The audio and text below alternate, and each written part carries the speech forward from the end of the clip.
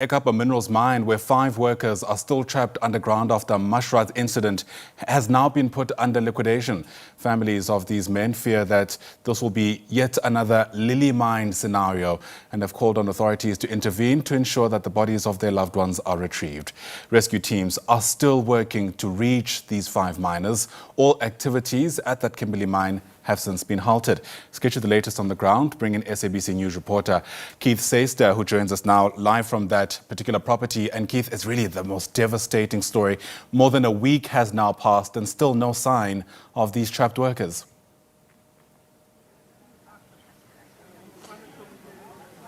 Indeed, Ayanda, a week has passed and no sign of those trapped workers.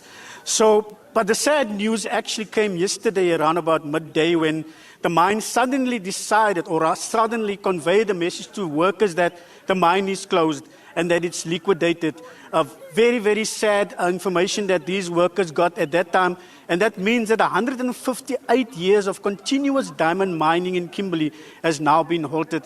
What the mine says is that they couldn't afford to carry on with operations due to the downturn in the diamond market. And then also this cost of the recovery of the workers underground would actually be a great concern for them.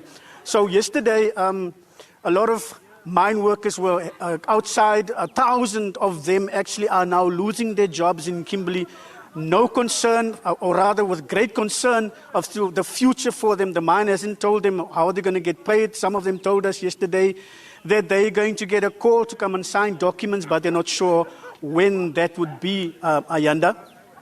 Sure, and I suppose there's going to be a lot of questions around the timing of all of this, Keith. I mean, it all happens at a time where this mine is really in a state of a crisis.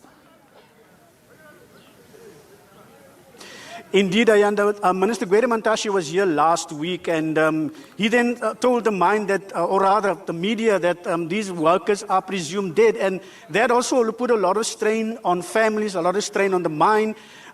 They were trying to de-water the tunnels, but the water kept coming, and they had a difficulty getting to where these workers are trapped.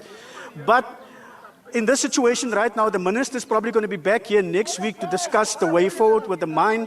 But 1,000 workers here in Kimberley, at the moment, as we speak, are sitting without work, and they're not sure which direction they're going to take. Diamond mining in Kimberley, 158 years, has now basically come to a stop. Ayanda? Yeah, and the ripple effects, one can only imagine, will be quite far-reaching. I mean, for one, I can imagine the economy around that particular mine will be impacted now that people can't make a living. This is over and above the real concerns for these families who also have to reckon with the loss of their loved ones in this most sudden and tragic way. Indeed, Ayanda, the economy of Kimberley was highly dependent on diamond mining and some other industries here. But what I can tell you is that the mine said that they will still be having rescue teams continuing to look for the bodies, to recover the bodies of the now presumed deceased miners. But as I'm speaking to you right now, there's miners converging around the mine. Some of them got information late. Some of them still have tools inside the mine that they have to come and pick up, and some of them overalls and PPEs and stuff like that. So it's a very sad situation around the mine at the moment, Ayanda. But what I can tell you is that communities are concerned, families are concerned, and especially the families of the miners who are trapped underground still, and they're not sure as to when these miners, these men, their bodies are going to be retrieved, and when funeral arrangement and the likes can be planned for these deceased men right now, Ayanda.